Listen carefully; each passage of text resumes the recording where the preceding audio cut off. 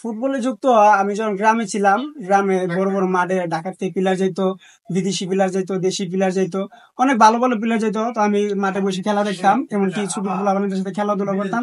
তো একটা সময় ইচ্ছা হলো যে আমি ভালো ফুটবলার হবো, এমনকি আমি ভালো একজন ফুটবল প্লেয়ার হব। তো আমি ঢাকা আসি, আসলে মাঝে মধ্যে ট্রায়াল চলে আরামবাগ ফুটবল একাডেমিতে, তারপরে দুপকলা ফুটবল একাডেমিতে আমি আসি। 2 দিন 3 দিন থাকি, খাওয়া দাওয়া যেভাবে কিনা বা যেভাবে ম্যানেজ করি, থাকি ট্রায়াল দিই, তারপর আবার দেশে চলে যায়। এরকম করতে করতে মোটামুটি ভালো একটা অবস্থানে গেছি আমি বা পৌঁছাইছি, খেলাধুলা করতেছি বা ভালো একটা ট্রায়াল দিছি, ভালো ক্লাবে চান্স পাইছি। শেষ পর্যন্ত আমি বসুন্ধরাও চান্স পাইছি। তো শেষ পর্যন্ত ইনজুরির কারণে খেলাও নাই। তো মূলত আমার ফুটবল আমার একটা স্বপ্ন, আর আমার বাপের অনেক স্বপ্ন যে আমি একজন ফুটবলার হবো, ভালো একজন প্লেয়ার হবো। আমার বাপে, আমি যখন আরামবাগ ফুটবল একাডেমিতে প্র্যাকটিস করতাম, আব্বা আমার ব্যাগ কাঁধে নিয়ে মাঠে যাইতো, আমি প্র্যাকটিস শেষ করতাম, আব্বা আমার নিয়ে আবার বাসায় আসতো। আমার বাপে আমার গ্রাম থেকে নিয়ে আসতো ট্রায়াল শেষে, আবার আব্বার নিয়ে আমি গ্রামে চলে যেতাম।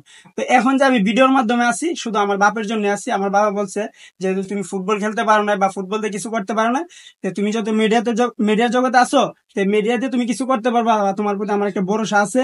আমার আব্বা আমার যথেষ্ট পরিমাণ সাপোর্ট দেয়, এমনকি আমার আব্বা কিন্তু মানে আমার একটা খারাপ সময় যাইতেছে বা সবকিছু মিলা আব্বা কিন্তু আমার লগে এখন ঢাকাতে আছে, আমার বাসায় থাকে, আমরা একলগে, আমি আর আব্বা একলগে থাকি, একদম ফ্রেন্ডলি, মানে একদম বন্ধুর মতো গল্প করি সারাদিন, কারোর সাথে মিশি না।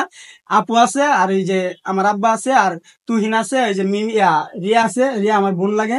তো আমরা 4-5 জনেই, আমি 4-5 জনের সাথেই চলাফেরা করি, মানে আউট কারোর সাথে চলা হয় না। তো বাকি সময় যদি বাসায় থাকি, আমি আব্বার লগে গল্প করি, আর আব্বা আমার যথেষ্ট পরিমাণ সাপোর্ট দেয়। আব্বা আমার এনে ভরসা করে যে আমি কিছু করতে পারবো। ভোর 5টা বাজে ওইটা আমি আপনার সকালবেলা, আপনি যে একটা হোটেলে কাজ করি, সকালে আপনার 6টার আগে যাইতে হয়, একটু লেট হলে অনেক কাজ তো করি, মানে অনেক কিছু বলে। তো সকাল 6টার দিকে কাজ করি, দিনের 12টা 12:30 পর্যন্ত কাজ করি, ওই দিক দিয়ে খাওয়া দাওয়া করি।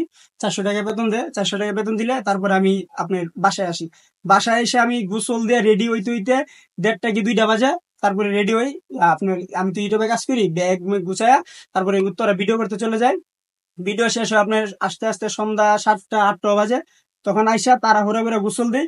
গোসল দিয়ে আমার এই যে একটু ব্যবসা দিছে, আপনারা দেখতে পাচ্ছেন, একটু আসি, অনেক সময় আসা হয় না। গোসল টোসল দিয়া ফার্স্ট টাইম আবার 2-3 ঘন্টার ভিতরে আমি যে ভিডিও করি, ভিডিওগুলো এডিটিং করি, এডিটিং কইরা মানে কাজ শেষ করতে করতে 1টা কি 2টা 1:30 বাজে থাকে। আবার অনেকে ফোন দেয় বা অনেকের সাথে কথা বলি, 1:30 2টা 2:30 বাজে। আমি ঘুমাই, ঘুমাই আবার এই 5টায় ভোরবেলা উঠি। এরকম রুটিন হচ্ছে আপনার 3 থেকে 4 বছর আমার এই রুটিনটা চলতেছে। আর আমার টোটালি আমার ঘুম হয় না। আমি সকালে ঘুম 5টা বাজে উঠলে দিনের বেলা আমার ঘুম হয় না।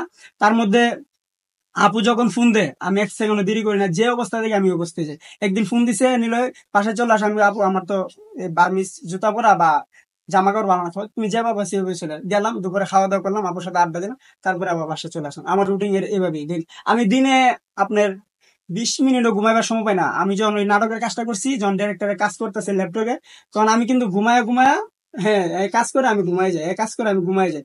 তারপর আমার একটা ইচ্ছা আছে, আমি যেহেতু এতদিন ধরে কষ্ট করতেছি, 5-10 বছর ধরে কষ্ট করতেছি, তা আমার একটা ইচ্ছা আছে যে আমি যদি কষ্ট করতেছি, এত কষ্ট করতেছি, যদি আমি কষ্টটা কাজে না লাগাইতে পারি বা আমি কোনো সময় যদি আমি সাকসেস না হইতে পারি, তা আমার কষ্টটা বিফল, বা আমারে যারা দেখতেছে বা যারা আমার সাপোর্ট দিতেছে, তাদের মন খারাপ হবে যে একটা ছেলের জন্য আমরা এত কিছু করতেছি বা এত সাপোর্ট দিতেছি, সে আসলে কিছু করতে পারে নাই, বা আমারে যারা দেখতেছে তারাও তো হাল ছেড়ে দিবে যে সেই এত কষ্ট করে কিছু করতে পারে না, তা আমরা কি করবো। এই জন্য আমি হাল ছাড়তেছি না, আমি লাইগে আছি, একটা না একটা কিছু করব, একদিন একদিন একটা জায়গায় অবস্থান করব, এরকমই আমি দৈনিক আমার কাজ চালাই যেতেছি।